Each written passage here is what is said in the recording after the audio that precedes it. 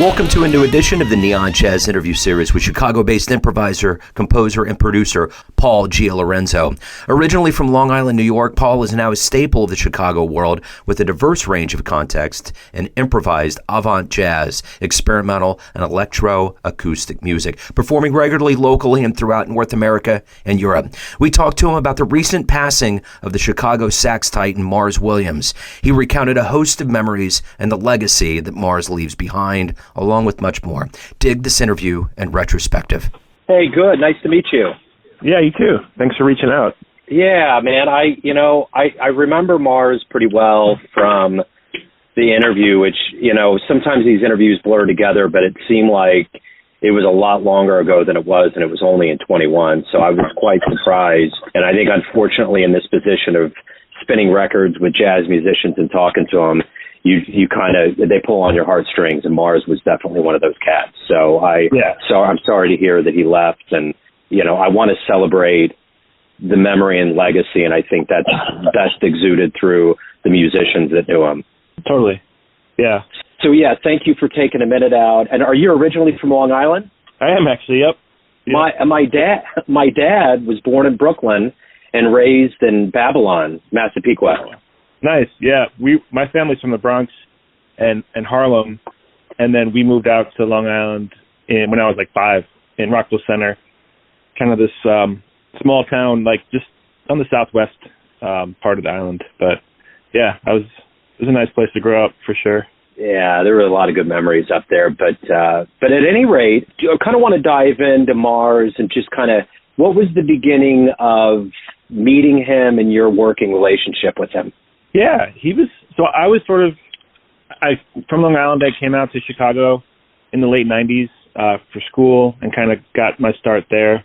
And he was sort of like this mythical figure that you kind of heard about, but he wasn't, at least from my vantage point, he wasn't really around that much for a period of time. And then kind of in the first decade of the new century, the early aughts, mid-aughts, he sort of was just around and was playing, and it was just kind of cool to see him and to hear him, and after having heard about him a lot. And he was also friends with a lot of the older guys that I was sort of friends with and hanging around with. He was very approachable, really friendly, very encouraging, and he made it seem like he was down to do stuff. So I asked him to join my group. At the time, I had an earlier version of that group called Gitgo. It was a 5-piece group, and I was sort of rejuggling the lineup, and he was just a great fit for that. And it was pretty exciting for him to be interested in doing it. And we did some gigs, and it worked out. We did some like free improv gigs, and we did some, playing those tunes. And he was great and just really encouraging and friendly, and just sounded amazing, and was just like really fun to work with, and made it easy, made it sort of not full of fear or uncomfortability to try to work something out with someone who's much more experienced than you, and like very approachable. I think that's the word. We did a couple of albums together with that group, a couple of tours, which were pretty memorable and kind of shoestrung, but he kind of like, he was down to do it. He was like, these were like small little clubs and not a lot of money and a lot of driving, and he was just like really positive and, told a lot of great stories along the way. I think the thing that I realized talking to him, and that I've kind of realized over time, is that he was kind of this mythical being, and it really kind of adds to the allure of a town like Chicago, because there's so many people that have been almost larger than life and mythical that have come from there. So I guess my question is, what kind of hole is this going to leave with him being gone? How is this being felt that Mars has proverbially left the room?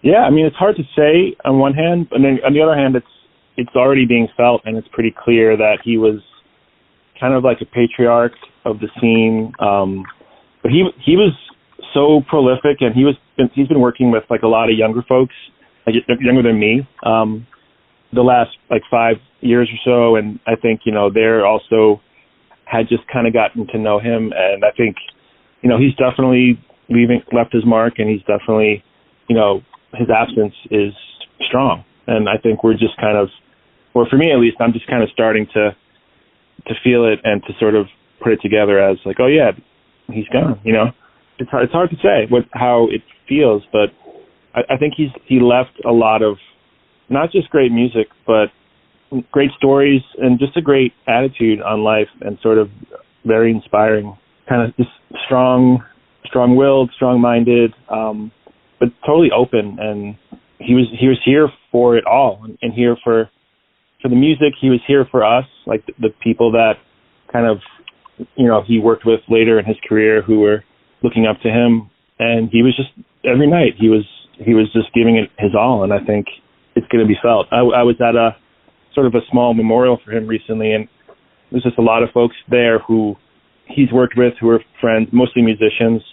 And I really felt that it was a special sort of community that sort of gathered around his passing, and that it kind of spoke to his importance. Just getting used to it, Well, and you're a veteran musician. You've been around for a while. What did you learn from him? What were some things that were new that you learned from him, and just kind of overall, what did you get from him, not only as a musician, but as just a human being?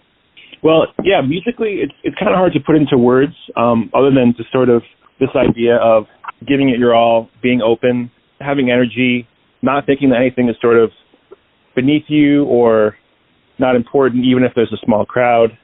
Yeah, and I think sort of a humility that he kind of approached the world with, because, he had lots of accolades and, Grammy nominations, and he played with a lot of amazing and sort of legendary musicians, but you wouldn't have known that if you had just sort of met him. So he had this really approachable humility, and he was just really into the music, and he just wanted it to sound good. He wanted it to feel good. He wasn't trying to do anything other than just have it be cool and have it sound good and have it feel good, and sort of be in communion with the people that he was making music with at the time. In terms of like life lessons, I would just, sort of just commitment, sort of the whole aspect of the music and life, it's sort of connected, and you kind of just have to give yourself to it completely. And even when it's not super rewarding in the moment, or, when there's tough times, or maybe when things are slow, but just kind of never giving up, and also never giving up on yourself. I think his commitment to sobriety, I think that was like the last 15 years, maybe a little bit longer, maybe a little bit shorter, but he was definitely, by being and maintaining sobriety, it was sort of a religious attitude he had with that. And that was really inspiring to see that.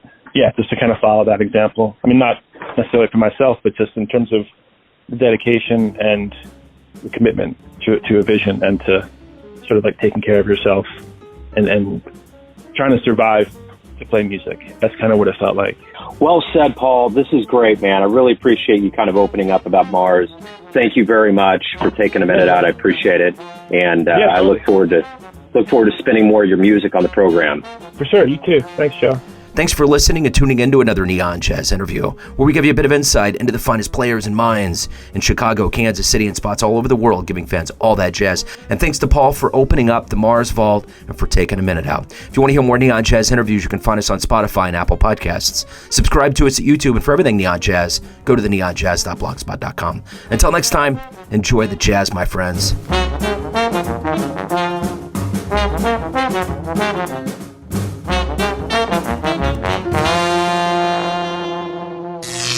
Neon Jazz.